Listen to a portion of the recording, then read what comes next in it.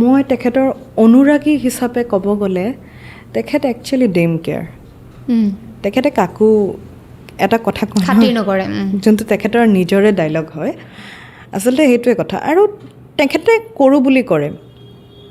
আৰু ক্ৰিয়েটিভ মাইণ্ডৰ মানুহবিলাক এনেকুৱাই হয় যে কৰোঁ বুলি কৰিম কোনো ৰখিব নোৱাৰে সেইটো লাগিলে তেখেতৰ হাজাৰটা বেমাৰেই নহওক বা কিবাই নহওক কিয় কৰোঁ বুলি কৰিম তো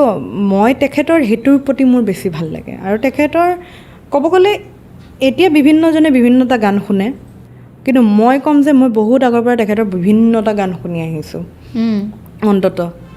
কাৰণ কিয় যিমান বছৰৰ পৰা মই অনুষ্ঠান কৰি আহিছোঁ 2023 পৰাই মই অনুষ্ঠানসমূহ কৰোঁ 2024 হৈ গ'ল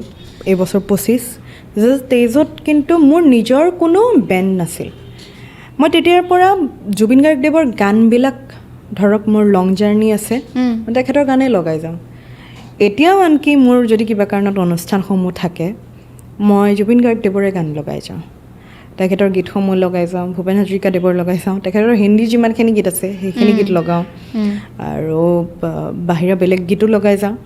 সেনেকৈ মই তেখেতক শুনি যাওঁ বাকী তেখেতৰ মানে প্ৰত্যেকটো গীতত কেনেকৈনো ধুনীয়াকৈ বনায় সেই বস্তুটোত লৈ মই বেছি মানে আকৰ্ষিত হওঁ